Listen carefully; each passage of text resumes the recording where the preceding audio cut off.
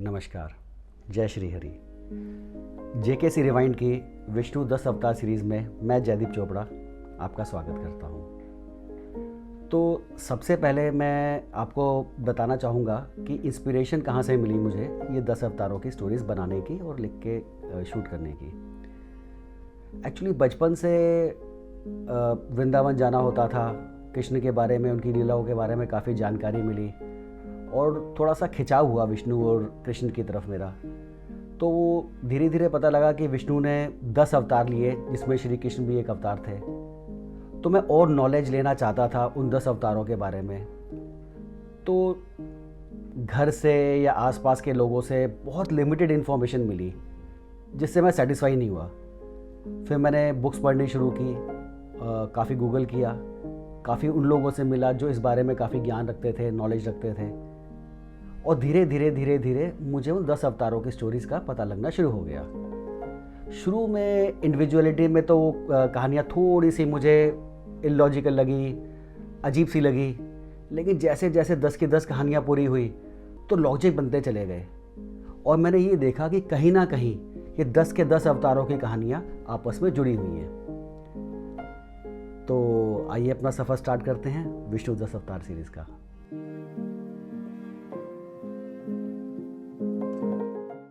तो विष्णु को समझने के लिए हम शुरुआत करेंगे सृष्टि की रचना से।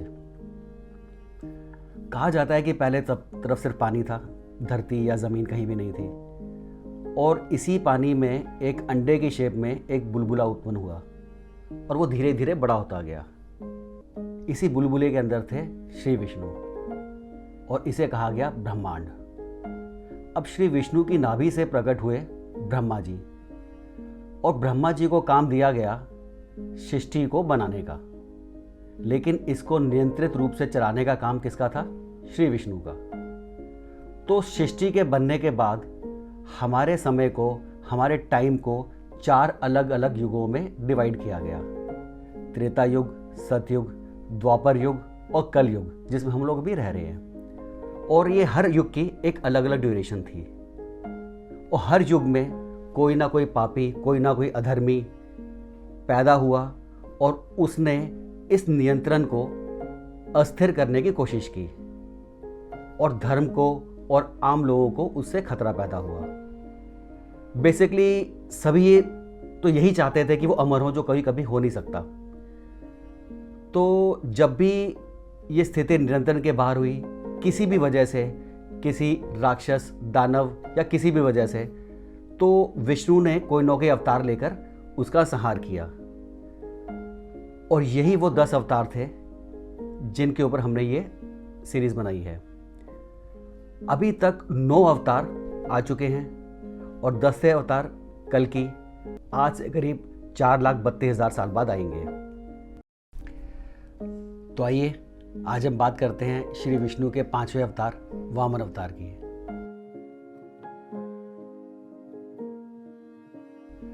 अभी तक पिछले एपिसोड्स में जिन 4 विष्णु के अवतारों की हमने बात की, वो सभी सतयुग में आए थे। वामन अवतार त्रेता युग के पहले अवतार थे। तो आइए उनकी कथा शुरू करते हैं। अभी तक देवता अमृत को पीकर अमर हो चुके थे, जो अमृत उन्हें समुद्र मंथन से मिला था। लेकिन राक्षस, दानव, उनको अभी भी मृत्यु का डर था, क्योंकि वो अमर नहीं हुए थे, और उन्हें हमेशा ये बात सताती रहती थी कि वो एक ना एक दिन मृत्यु को प्राप्त होंगे। पिछले एपिसोड नरसिंह अवतार के एपिसोड में हमने देखा कि राक्षस के घर में जन्म लेने के बाद भी भक्त प्रहलाद, जिन्होंने हिरण्याक्ष के घर में जन्म लिया, वो विष्णु के परम भक्त थे, और उनकी भक्ति से विष्णु को नरसिंह अवतार में साक्षात रूप में प्रकट होने पर विवश भी होना पड़ा। तो भक्त प्रहलाद का जो पोता था, उनका नाम था बलि। वो भी अपने दादा प्रहलाद की तरह ही विष्णु का परम भक्त और उपासक था। तो वो इतना शक्तिशाली और इतना गुणवान था कि उसे असुरों का राजा बना दिया गया, और उसने पराक्रम से अपने तीनों लोकों पर विजय प्राप्त की और इंद्रलोक में भी अपना शासन स्थापित कर दिया। अब इसके बाद इंद्र और बाकी लोगों को, बाकी देवताओं को स्वर्ग छोड़ने पर मजबूर होना पड़ा और वो लोग धरती पर आने के रहने लग गए। अब जो इंद्र थे उनको स्वर्ग में अप्सराएं, अलग अलग तरह की लग्जरीज, अलग तरह के खाने, सारे ऐशो आराम थे उनके पास। लेकिन धरती पर आने के बाद उनके पास ये सब कुछ नहीं था। उन्हें ज़मीन पर सोना पड़ रहा था और रूखा सूखा खाकर अपना जीवन व्यतीत करना पड़ रहा था। तो उनकी माँ जो अदिति थी, उनसे ये सब देखा नहीं गया और वो बहुत दुखी हुई और रोने लगी। उनके पति ऋषि कश्यप ने जब अपनी पत्नी की आंखों में आंसू देखे तो उन्होंने अदिति को बोला कि तुम विष्णु की उपासना करो, शायद वही है जो इस वक्त तुम्हारे इंद्र की रक्षा कर सकते हैं और उसको उसका स्वर्गलोक वापस दिलवा सकते हैं। तो अदिति को ये बात समझ में आई और उन्होंने विष्णु की तपस्या शुरू कर दी। कुछ ही समय के बाद विष्णु प्रकट हुए और वरदान मांगने को कहा अदिति को। तो अदिति बोली कि आपके सामने बलि ने देखिए क्या किया, मेरे पुत्र को स्वर्ग से भगा के मृत्यु लोक धरती पर भेज दिया और स्वर्ग पे खुद अपना शासन करके बैठा है। मुझसे अपने पुत्र इंद्र का ये दुख देखा नहीं जाता, आप कुछ कीजिए। तो श्री विष्णु बोले कि इंद्र के दुख से तो मैं भी दुखी हूँ और मुझे भी अच्छा नहीं लग रहा कि उसे स्वर्ग से निकाल दिया गया, लेकिन जो बलि है वो तुम्हारी बहन दिति का ही तो बेटा हुआ है, एक तरह से वो तुम्हारा भी तो बेटा हुआ। अदिति बोली, मैं जानती हूँ कि वो मेरे पुत्र जैसा है, लेकिन अगर वो मेरा असली पुत्र भी होता तो भी मैं उसको इंद्र के साथ जो किया है, उसने जो इंद्र को स्वर्ग से भगाया है, उसके लिए माफ़ नहीं करती। तो मैं चाहती हूँ आप कुछ ना कुछ करो। अब विष्णु बोले कि बलि तो एक बहुत अच्छा राक्षस है, वो तो सबके लिए बहुत बड़ा उदाहरण है कि राक्षस योनि में जन्म लेने के बाद भी आप अच्छे कर्म करके दुनिया का भला कर सकते हो, और वो तो मेरा भी बहुत बड़ा उपासक है। मैं उसे कैसे कोई सजा दूं? उसको सजा देना तो पाप होगा। तो अदिति हाथ जोड़ के बोली, माना कि बलि बहुत अच्छा है, लेकिन उसके आसपास के जो और राक्षस हैं, जो उसके साथी हैं, वो बहुत दुराचारी हैं। वो लोगों पर और ब्राह्मणों पर बहुत अत्याचार करते हैं। इसलिए मैं चाहती हूं कम से कम स्वर्ग तो इंद्र को वापस मिल जाए। अब विष्णु बोले कि मैं तुम्हें वरदान तो दे ही चुका हूं, तो ठीक है, मैं देखता हूं मैं क्या कर सकता हूं। अदिति बोली, नहीं, आप कुछ मत कीजिए, मैं चाहती हूं कि मेरा पुत्र बलि को हराए और स्वर्ग में जो जगह थी वो इंद्र को वापस दिलवाए। विष्णु जी मुस्कुराए और बोले कि तुम्हारे किसी भी पुत्र में इतनी शक्ति नहीं है कि वो मेरा साथ होने पे भी बलि को हरा सके, लेकिन अब मैंने तुम्हें वरदान दिया है तो उसे पूरा भी करूंगा। कुछ ही समय में मैं तुम्हारे घर में एक पुत्र के रूप में जन्म लूंगा।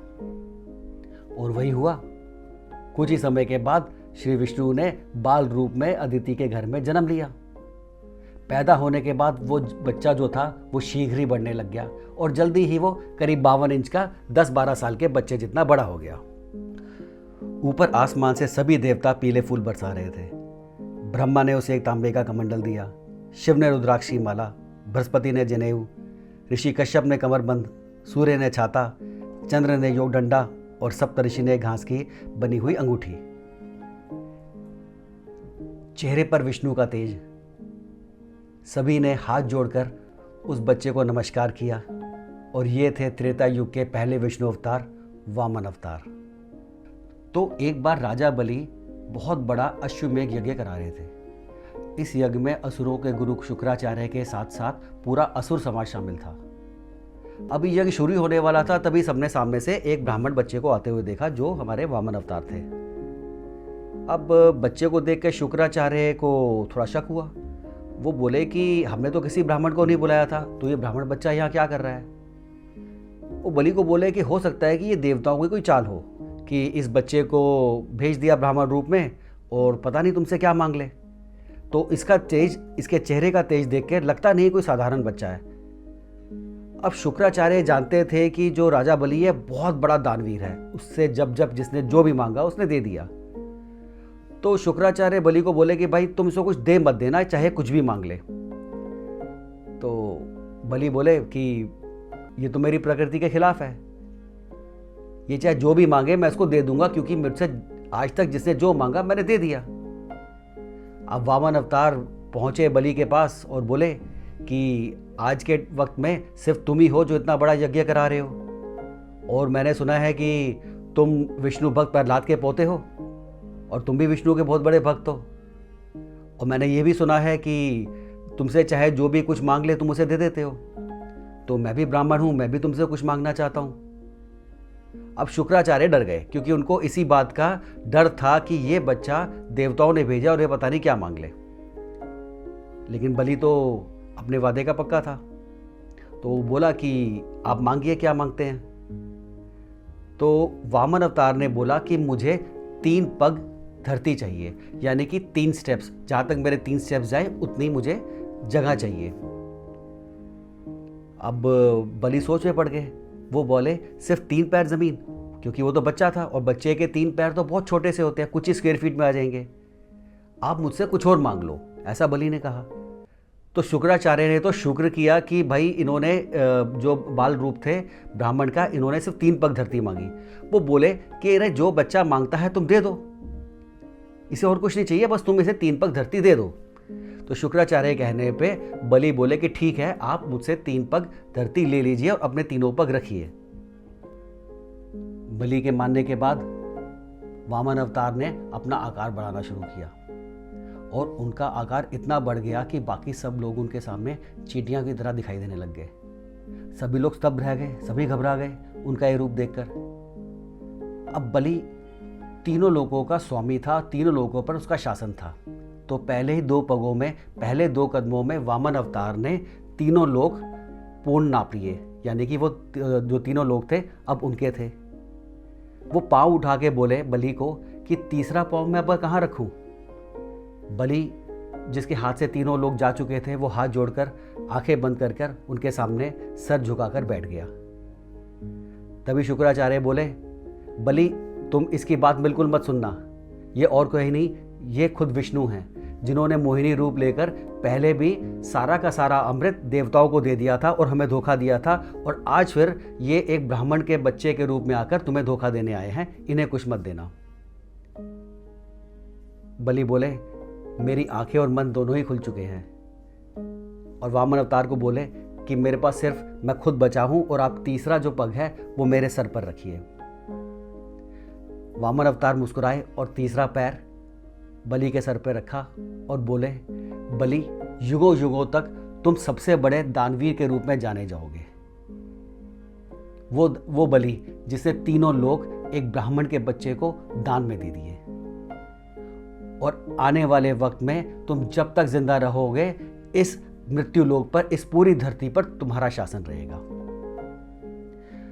तो देखिए, पहले हमने देखा कि अलग अलग रूपों में उनको विष्णु को कोई ना कोई अवतार लेके किसी ना किसी का संहार करना पड़ा।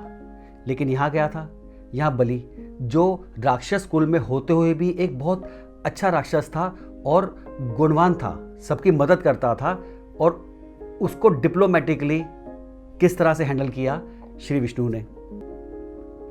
तो बात वही है कि इस बार स्वर्ग से सभी देवताओं को, इंद्र को भगाने के बाद बलि ने भी स्थिति को, सृष्टि को नियंत्रण के बाहर ले जाने की कोशिश की।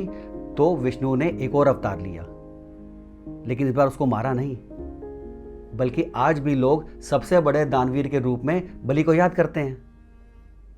लेकिन उस वक्त जितना जरूरत थी उसके हिसाब से मैनिपुलेट करके उस वामन अवतार ने सृष्टि की रक्षा की। आइए अब आपको लेकर चलते हैं वामना मूर्ति मंदिर। यह मंदिर केरला कोची के थ्रिकारा डिस्ट्रिक्ट में स्थित है।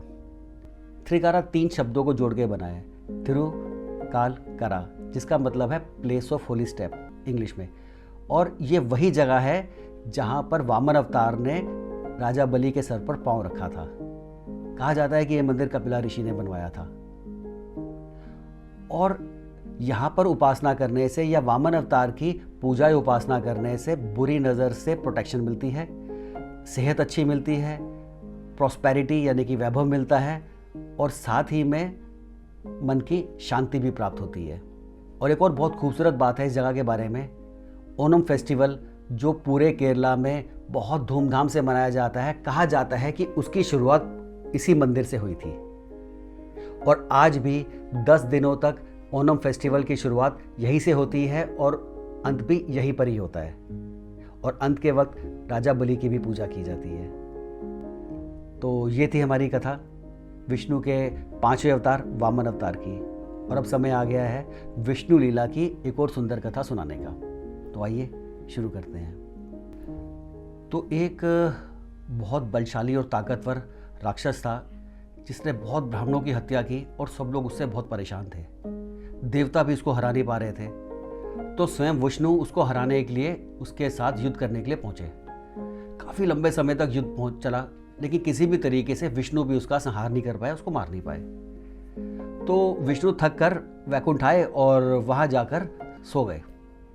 और उनको ध्यान ही नहीं रहा कि वो जो उनका धनुष था उसके ऊपर सर रख के सोने लग गए। अब जब सब देवताओं ने ये देखा तो वो तो घबरा गए कि अगर विष्णु ही सो गए तो हमें इससे बचाएगा कौन, इस दानव से। तो ब्रह्मा जी बोले कि इसका तो एक ही उपाय है कि विष्णु जी को उठाया जाए। पर विष्णु जी को नींद से उठाने की हिम्मत तो किसी में भी नहीं थी।